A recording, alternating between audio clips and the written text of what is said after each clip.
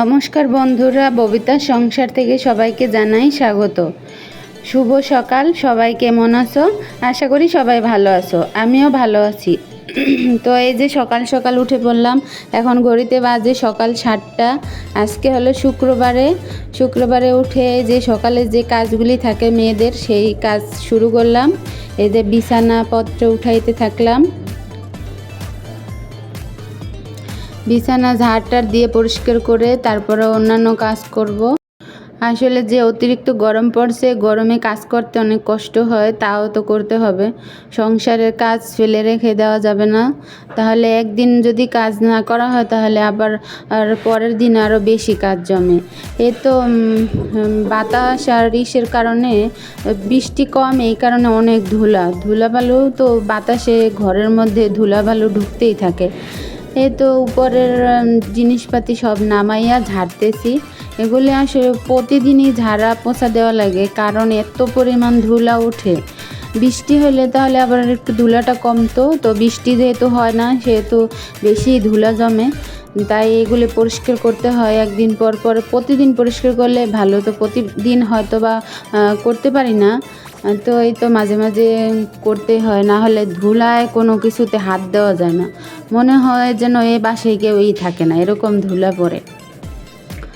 তো এই তো সব কিছু ঝেড়ে মুছে তারপরে পরিষ্কার করে সব কিছু উঠাইতেছি। আর এদিকে ছেলে আমার, ওকে বলতেছি যে বাবা তুমি ব্রাশ করে আসো, খাবার খাবে। তো ও ব্রাশ করতে গেছে আর আমি এদিকে আমার কাজগুলি করে নিচ্ছি, সবগুলি ঝেড়ে এই যে উঠাইতেছি। আর এখানে দেখো একটা ব্যাংক আছে, মাটির ব্যাংক। আমি এটা কিনছি রামপুরা বাসায় থাকতে।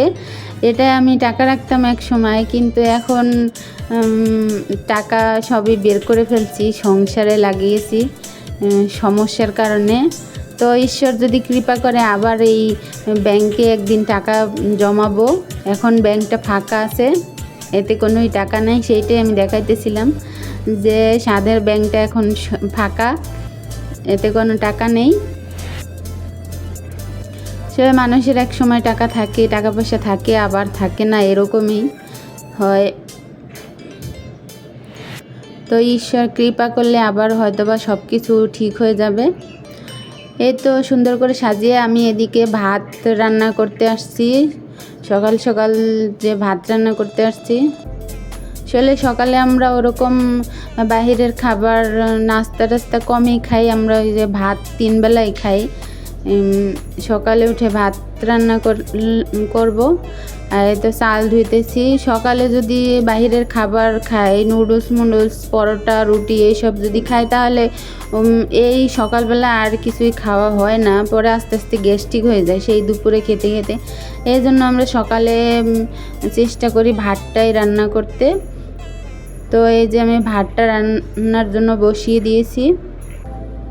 কারেন্টের চুলায় রান্না করতে সুবিধা আছে, কিন্তু যখন আবার এই গরমে কারেন্ট থাকে না, তখন আবার তো রান্না করতে সমস্যা হয়। এমনিতে সব কিছু ঠিকঠাকই আছে। আর এই যে আমি এখন দেখতেছো ফ্রিজে খাবার দাবার আছে আগের দিনের, সেটা বের করে নিচ্ছি। এই যে তোমার গতদিন আগে যে বৃহস্পতিবার ছিল, ওই দিন তো আমরা নিরামিষ খাই, তো নিরামিষ খাবার রান্না করেছিলাম, আলু আর এই যে পায়েস রান্না করছিলাম, ওইটা বের করে নিলাম, ওইটা এখন খেয়ে নেব সকাল সকালে। এই যে ঠান্ডা ঠান্ডা ফ্রিজের পায়েস।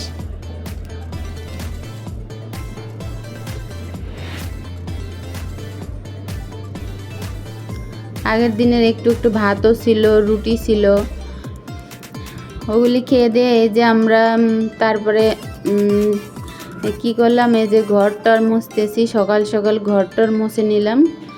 ঘর মুছে নিলে তাহলে সব কিছু পরিষ্কার থাকলে, ওই যে আমি ধুলা টুলা ঝাড়ছি, এগুলি না হলে আবার সেই ধুলাগুলি উড়ে উড়ে ফ্যান চালাইলে আবার উঠবে। এই জন্য ঘরটা একবারে মুছে নিলাম যাতে পরিষ্কার থাকে। ধুলা যদি জমে জিনিসপত্রে তাহলে ভালো লাগে না একদমই। তো আজকে আমি তোমাদের কাছে একটা নতুন জিনিস শেয়ার করব। আমার ঘর মোছা হয়ে গেছে, তো এই তো আমি আজকে দেখাবো যে সংসারের সমস্ত কাজ করে কিভাবে ফেসটা ক্লিন রাখি, মানে ফেসটা পরিষ্কার রাখি, ফর্সা হয়ে যায়, সেটা তোমাদের মাঝে শেয়ার করব। মেয়েদের বিয়ে হলে নতুন নতুন শ্বশুরবাড়ি গেলে অনেক কথাই শুনতে হয়, অনেক ধরনের। যেমন যে বউ দেখতে আসলে যে বলে যে মেয়ে কালো, মেয়ের নাক বোঁচা, চোখ ছোট, আঙ্গুল বোঁচা, মেয়ের মাথায় চুল নাই, এই অমুক তমুক অনেক ধরনের কথাই শুনতে হয়। মেয়ের গায়ের রং ভালো না, এই সব মেয়েদের শুনতে হয়। তো আজকে চিন্তা করছি যে মনে মাঝে মাঝে মনে হয় যেন পরিষ্কার করি না নিজের ফেসটা। তো ওই যে আলসামির কারণে ওরকমভাবে ফেস ক্লিন করা হয় না। যখন আমার মনে হয় যে আজকে করব তখনই করি। আমি ওইভাবে আসলে পার্লারে যাই না। দুইবারই পার্লারে গেছি সাজতে, ওই দুইবারই ফেসিয়াল করছি, তাও আবার নর্মাল ফেসিয়াল হার্বাল ওইটাই করছি। তাছাড়া আমি ওরকমভাবে করি না ফেসিয়াল। আসলে পার্লারে যেতে হলে একটা বাড়তি টাকা খরচ করতে হয়, যেই টাকাটা সত্যি কথা আমার কাছে নাই, যেই টাকাটা আমি খরচ করতে পারি পার্লারে। তো আমি বাসায় যতটা পারি ততটা করি মাঝে মাঝে, তাও সব সময় না। ওই তো পাশে আমার দুলা ভাই ছিল, তাকে আবার বলছিলাম যে আপনি নিয়ে একটু ফেসটা ক্লিন করেন। তো সে আবার নিয়ে একটু তার ফেসে একটু ঘষাঘষি করতেছে। আজকে চিন্তা করছি যে ঘষে ঘষে একদম ফর্সা হয়ে যাব, নিজেকে চেঞ্জ করে ফেলবো। ফর্সা মানুষ কী করায় সেটা দেখতে চাই, সেই জন্য আজকে নিজেকে ঘষে ঘষে একদম ফর্সা হয়ে যাব।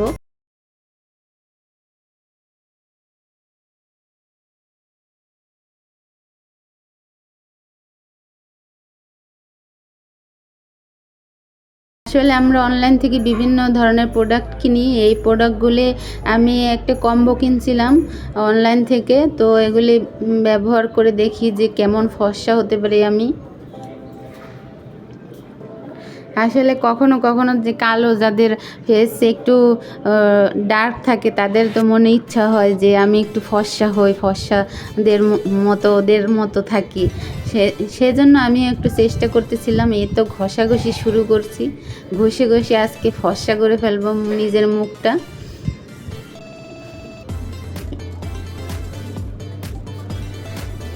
আবার এত এত ঘষাঘষি দিতেছি যে আমার হাতে ভেঙে আসতেছিল। তো মাঝে মাঝে আবার চুপ করে বসতেছি যে কষ্ট হয়ে যাইতেছে।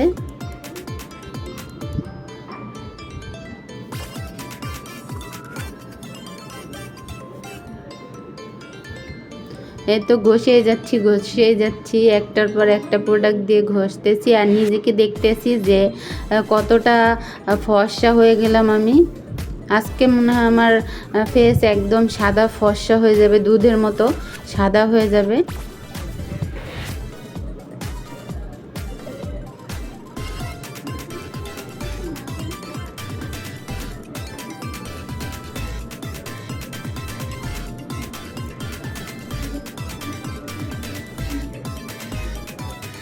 এই তো ঘষেই যাচ্ছি,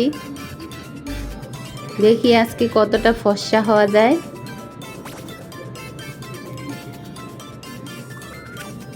আমাদের দেশে বাংলাদেশে যেন ফর্সা নিয়ে সমস্যা, অন্যান্য কান্ট্রিতে ফর্সা আছে আবার কালো আছে, তাদের কোনো সমস্যা নেই। যে দেশে কালো আছে সবাই কালো, তো তাদের কেউ বলতে পারবে না যে তুমি ফর্সা না, তুমি কালো, কারণ ওদের দেশে সবাই কালো। আবার যাদের দেশে আছে একদম সবাই ফর্সা, ওদেরও কেউ বলতে পারবে না। কিন্তু আমাদের বাংলাদেশে কেউ ফর্সা, অনেক ফর্সা, কেউ আবার একটু কম ফর্সা, একটু শ্যামলা বর্ণ, আবার কেউ অনেক কালো, আবার একটু কেউ কম কালো। তো তাদের নিয়ে অনেক বিভিন্ন ধরনের কথা বলে।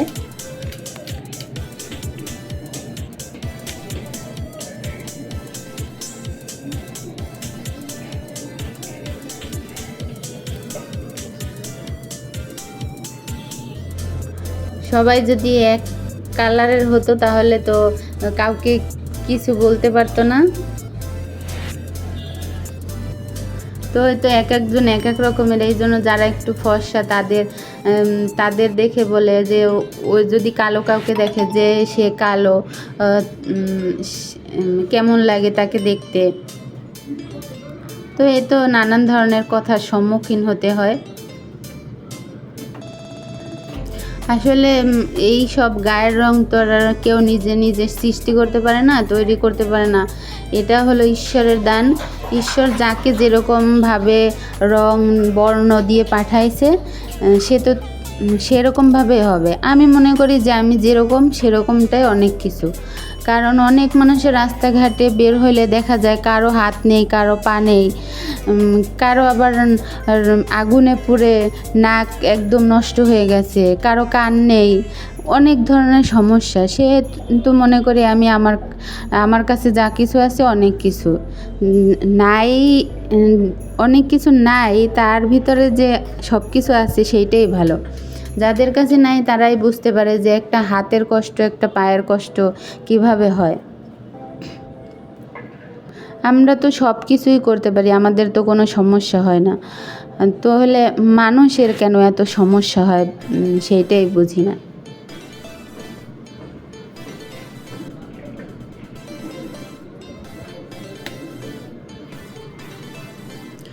এটা আবার একটা ক্রিম লাগানোর পরে এখন আমি আবার মুখের যে ব্রণগুলি ছিল সেইগুলি একটু ময়লাগুলি বের করে নিচ্ছিলাম।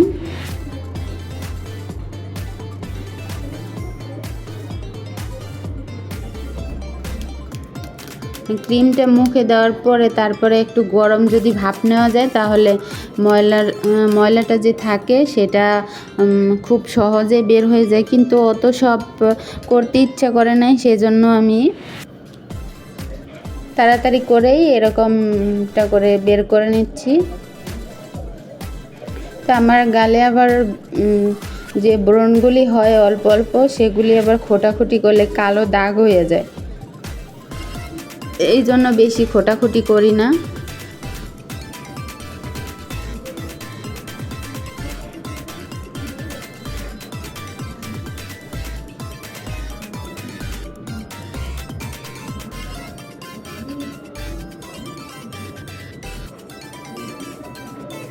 যাদের কাছে অনেক সময় থাকে বা সত্যি কথা বলতে যাদের কাছে অনেক টাকা পয়সা থাকে এক্সট্রা খরচ করার মতো, তারা পার্লারে যেতে পারে, পার্লারে গিয়ে নিজেকে পরিচর্যা করতে পারে। আসলে আমাদের মতো মানুষরা এরকম হয়তো বা ইচ্ছা থাকলেও করা যায় না। সংসার আছে, বিভিন্ন দিকে খরচ আছে, সব কিছু সামলাইয়া নিজের ফেসের যত্ন ওরকমভাবে করা হয় না।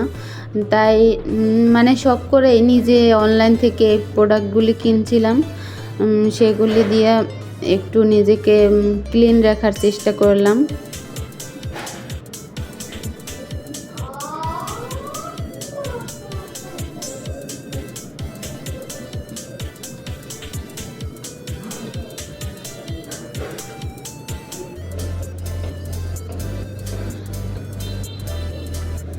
ছেলেটা আবার আমাকে বলতেছিল যে মা তুমি তো এইমাত্র নিজে নিজে ঘরটা মোছামুছি করলে, আবার নিজেই জল টল ফেলাইছো, এবার কি পরিষ্কার করবে? বললাম বাবা আমি ফেলাইছি, আমি পরিষ্কার করে নেব।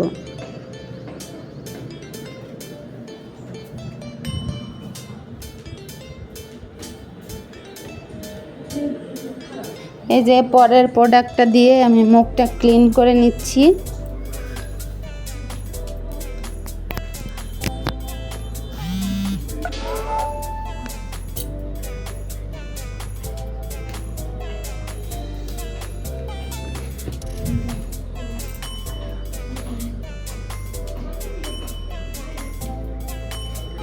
আজকাল সবাই বাসায় বসে অনলাইনে প্রোডাক্ট কিনে, বিভিন্ন ধরনের প্রোডাক্ট অনলাইনে বিক্রি হয়, যেটা মানুষে কিনে অনেক কেউ কেউ উপকারিতা পায়, আবার কারো কারো ক্ষতিও হয়।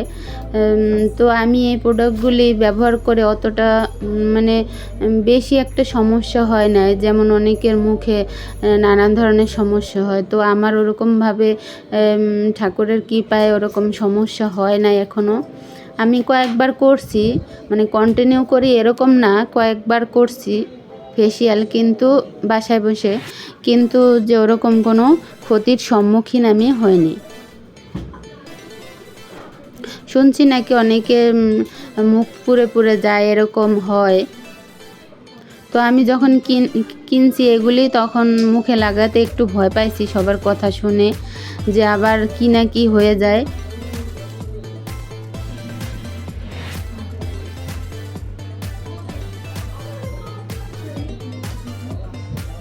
এদিকে আমার ছেলে আবার অনেক কাজের, সে দেখো ওদিকে যে মা মুখ ঘষাঘষি করতেছে, মা ফর্সা হইতেছে, এই জন্য সে আবার কি করতেছে, যে ভাতটা নিয়ে আসছে, চুলায় বসানো ভাত, ওইটা আবার নিয়ে আসছে চামচে করে আমাকে দেখানোর জন্য, যে মা দেখো ভাতটা হয়েছে কি না তুমি দেখো।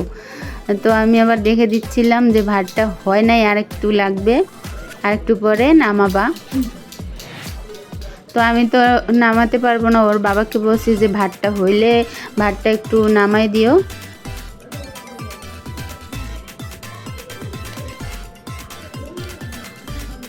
তারপরে এই যে 3 নাম্বার প্রোডাক্টটা আমি মুখে ব্যবহার করতেছি। এটার গন্ধটা অনেকটা ভালো লাগে, চন্দনের ফ্লেভার।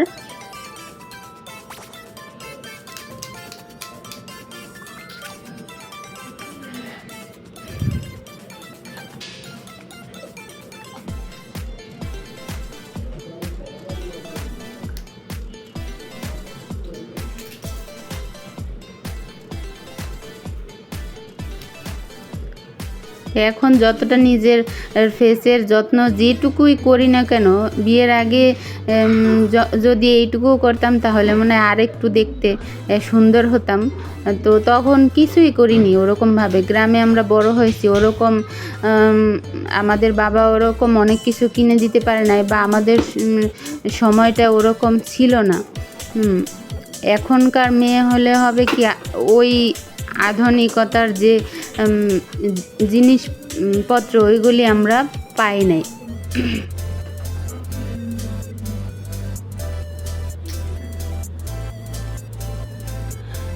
শুধু আমি পার্লারে যাই একটু বুড়ো প্লাক করার জন্য, আর কোনো কাজেই আমি যাই না।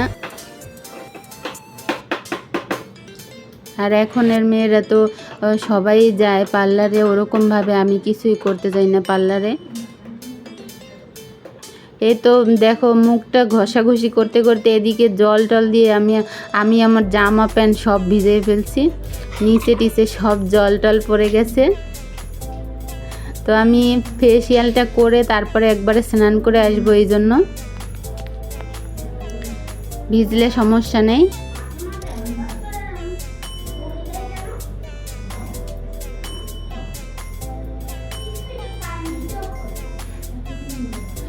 ঘষাঘষি করতে করতে আমার হাত ব্যথা হয়ে গেছে, এই জন্য একটু চুপচাপ বসেছিলাম।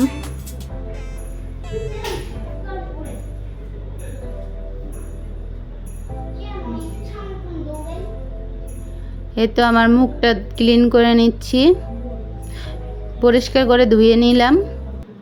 এবার আয়নায় নিজেকে দেখি যে কতটা ফর্সা হয়ে গেছি আমি। সুন্দর করে মুখটা আমি ধুয়ে নিলাম। এবার মুখটা মুছে নেব। তো এখানে আমি রুমালও আনি নাই, আর টিস্যু আনি নাই। তো নিজের ওড়না থাকতে আবার টিস্যু কেন ব্যবহার করব, সেই জন্য আমি তো স্নানই করব, তাহলে ওড়নাটা দিয়ে ভালো করে মুখটা মুছে নিলাম।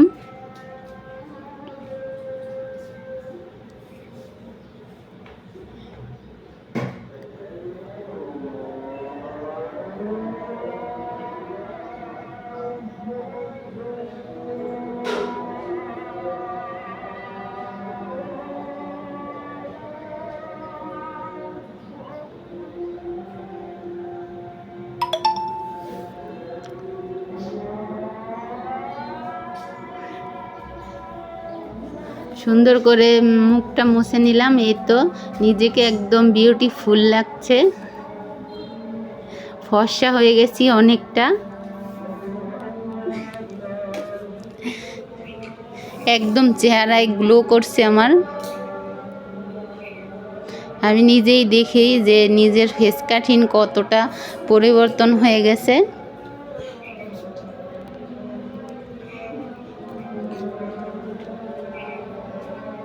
আবার এখন বসে বসে ভাবছিলাম যে এইগুলি পরিষ্কার করতে হবে। এই যে একটু মোবাইলের ক্যামেরার সামনে আসলাম যে নিজেকে কতটা ফর্সা লাগতেছিল, কতটা ক্লিন লাগতেছিল। আসলে এরকম কিছুই না যে ফেসিয়াল করলে অনেকটা ফর্সা হয়ে যায়, সেরকমটা না। আসলে মুখে যে ময়লাটা পড়ে সেইটা উঠে যায়। তো যে কোনো কিছুই যদি তোমার কোনো কিছুতে ময়লা পড়ে, তাহলে সেই ময়লাটা যদি পরিষ্কার করো তাহলে সেই জিনিসটা একটু চকচকে দেখায়।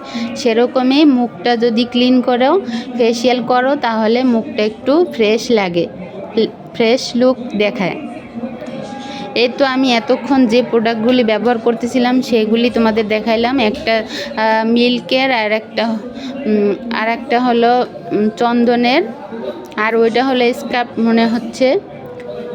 তো একটার পর আমি এত কিছু নাম জানি না, করলাম কিভাবে সেটা তোমাদের মাঝে শেয়ার করলাম। এই তো এটা আমি একটা কম্বো কিনেছিলাম অনলাইন থেকে। এর সাথে একটা পাপায়া সোপ ছিল, আর এই 3টা ক্রিম ছিল, আর একটা ঠোঁট পিঙ্ক করা ক্রিম ছিল।